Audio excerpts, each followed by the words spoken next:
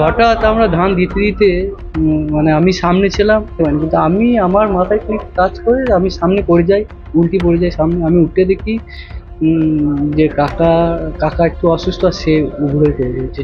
মাঠে চাষের কাজ চলাকালীন বজ্রাঘাতে মৃত্যু দুই কৃষকের, আহত অন্ততপক্ষে 10 জন। তাদের মধ্যে বেশ কয়েকজন গুরুতর জখম। বোলপুর সুপার স্পেশালিটি হাসপাতালে ভর্তি। বীরভূমের নানুরের ঘটনা। নিহতের পরিবার ও আহতদের খোঁজখবর নিতে হাসপাতালে বীরভূম জেলা পরিষদের সভাধিপতি, নানুরের তৃণমূল বিধায়ক। শনিবার সকাল থেকে গোটা বীরভূম জেলা জুড়ে গুমোট একটা গরম ছিল। এক দুপুর গড়াতেই আকাশ চারিদিকে মেঘলা অন্ধকার হয়ে আসে।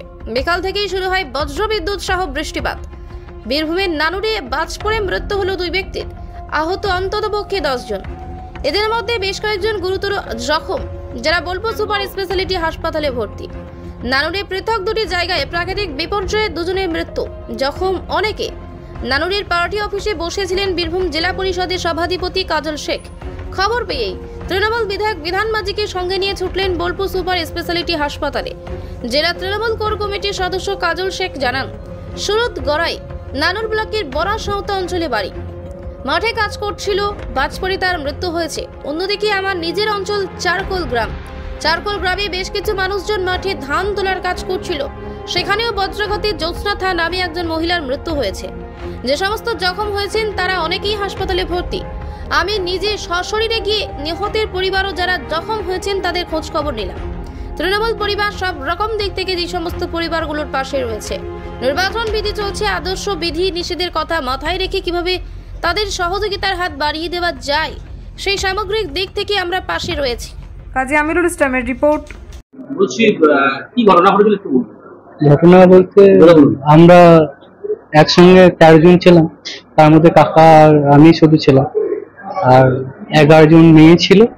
11 জন মেয়েরা সব আমাদের খেতেই কাজ করছিল।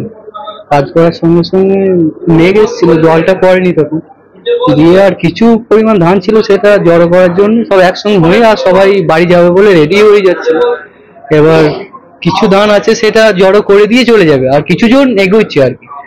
হঠাৎ আমরা ধান দিতে দিতে মানে আমি সামনে ছিলাম, যে মেয়ে ছেলেটা মারা গিয়েছে সে আমার পেছনে ছিল, আর আমার কাকা সাইডে ছিল। এবার সে মারা গিয়েছে কি করে আমি দেখতে পাইনি, কিন্তু আমি আমার মাথায় ঠিক কাজ করে আমি সামনে পড়ে যাই, উল্টি পড়ে যাই সামনে। আমি উঠে দেখি যে কাকা একটু অসুস্থ, সে উবুড়ে পড়ে গেছে। এবার কতজন ইনজিওর হয়েছে? ইনজিওর মেন 2 জন, আমার কাকা যে মারা গেছেন সে মহিলা। মারা গেছেন? আচ্ছা, মারা গেছেন। উনি কে হচ্ছেন? উনি আমার সম্পর্কে কাকিমাই ধরুন। কিভাবে হলো এটা? বাজ পড়ে? কখন হয়েছে ওইটা 3:05-10। টোটাল ইনজিওরের সংখ্যা 2 জন। একজন মারা গিয়েছেন আর একজন ভর্তি আছে। যিনি ভর্তি আছেন তিনি আমার কাকা। বিধায়ক সভাধিপতি এসেছেন, কি বললেন, কি কথা হলো? ওনার সঙ্গে সবই কথা হলো, আর ওনার তো ঘরের লোক, হামেশাই আসে, ওনারা দেখা হয়, কথা হয়, আর কোনো অসুবিধাতে আসে, সাপোর্ট করে, আর যে কোনো বিষয়ে হেল্প করে ওরা। হ্যাঁ দাদা, কি ঘটনা ঘটেছে? আজকে একটা প্রাকৃতিক বিপর্যয় হয়েছে। সেই বিপর্যয়ের শিকার নানুরের 2 নিরীহ প্রাণ আজকে চলে গেল। তাদের আত্মার শান্তি কামনা করি। একজন হচ্ছে আমাদের বড়াসাঁওতা অঞ্চলের সুরত গড়াই, তার বাবার নাম হচ্ছে অনুকূল গড়াই, বয়স হচ্ছে 57 বছর। সে মাঠে গিয়েছিল 5:30টার দিকে, তখন বাজ পড়ে সে মারা যায় মাঠেই। তারপর গ্রামের লোক দিয়ে তাকে রিকভারি করে এবং নিয়ে এসে হসপিটালে, এখন বর্তমান সে মর্গে রয়েছে। আর একজন, আমি যে অঞ্চলে বসবাস করি চারকোল গ্রাম পঞ্চায়েতে, তার নাম হচ্ছে জ্যোৎস্না থান্দার, স্বামীর নাম হচ্ছে পুরাণ থান্দার। দুর্ভাগ্যের বিষয়, 1 বছর আগে এই মেয়েটার দাদাও মারা গেছে বাজ পড়ে।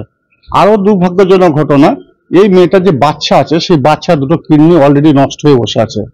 স্বভাবতই এই যে খেতে খামারে কাজ করতে গিয়েছিল একজনের, তার নাম হচ্ছে সঞ্জয় ঘোষ। সঞ্জয় ঘোষের খেতে আরো 10 জন কাজ করছিল। বৃষ্টি নামে মাঠে ধান আছে, এখন সেই ধানটা তোলার জন্য, জড়ো করার জন্য তারা গিয়েছিল। সেই অবস্থায় বজ্রঘাতে এই মহিলার মৃত্যু হয়। 40 বছর বয়স। এর স্বামী এখনো জীবিত আছে, কিন্তু বাচ্চাটা অবস্থা খারাপ, 2টো কিডনি ডাউন। স্বভাবতই এই পরিবারগুলো পাশে থাকার জন্য আমি এবং নানুর বিধানসভা বিধায়ক 2 জনে মিলে এসেছি, এবং ওদের বাড়িতেও গিয়েছিলাম, চারকোলে গিয়েছিলাম। কালকেও এই পরিবারগুলো পাশে থাকার চেষ্টা করব। আমরা 365 মানুষের সুখ দুঃখ আপদ বিপদে মানুষের পাশে থাকার চেষ্টা করি। সেই জন্যই এই পরিবারগুলো পাশে থাকার জন্য এসেছি, এবং রাজ্য সরকারের যেসব প্রকল্পগুলো আছে সেই প্রকল্পের আওতায় যদি আনা যায় সেই চেষ্টাটা করার জন্য আমি এবং বিধায়ক দুজনে এখানে এসেছি। কতজন ইনজিওর হয়েছে দেখুন? এখন দুজন ইনজিওর, সঞ্জয় ঘোষ যার জমিতে কাজ করছিল সে নিজেও ইনজিওর্ড হয়েছে, তার ভাইপো আছে সেও ইনজিওর্ড হয়েছে, দুজন ইনজিওর্ড হয়েছে, দুজন অ্যাডমিট আছে। আর একজন তো 4 গ্রামে মারা গেছে বললাম, একজন মহিলা 44 বছর বয়স তার ডোংরা গ্রামে একজন মারা গেছে, দুজন ডেথ হয়েছে এবং দুজন ইনজিওর্ড হাসপাতালে ভর্তি আছে। ডাক্তারের সঙ্গে কথা বললাম এবং তিনি এটা বললেন যে মোটামুটি যারা ইনজিওর্ড যারা তারা সুস্থই আছে এবং কাল পরশুর মধ্যে এরা হয়তো ডিসচার্জ করলেও করতে পারে। যেহেতু নির্বাচন আদর্শবিধি চলছে সেই কথা মাথা রেখে কিভাবে পাশে থাকছেন আপনারা? দেখুন, আমরা 365 মানুষের পাশে থাকি। নির্বাচন আসবে যাবে, কিন্তু যে মানুষগুলো আমাদের সে চলে যাচ্ছে, অকালে যাদের প্রাণ বিসর্জন হচ্ছে বা কোনো মানুষ যদি অভাবগ্রস্ত হয়, দুর্দশাগ্রস্ত হয়, সেই মানুষগুলোর পাশে থাকাটাই হচ্ছে আমাদের মেন কাজ। আমরা মানব ধর্মে বিশ্বাস করি, মানুষের সুখ দুঃখ আপদে মানুষের পাশে থাকার চেষ্টা করি। সেই লক্ষ্যে শুধু এখন নয়, আপনি যে কোনো আরো অনেক সময় লক্ষ্য দেখবেন সমাজ সেবামূলক কাজের সঙ্গে আমরা বেশি নিজেকে যুক্ত রাখি। এটা একটা সমাজসেবা কাজ বলে মনে করি। এই পরিবারটার পাশে থাকাটাই হচ্ছে আমাদের কাজ, আমাদের কর্ম, আমাদের ধর্ম। সবতই এই কর্ম মেনে আমরা চলার চেষ্টা করছি।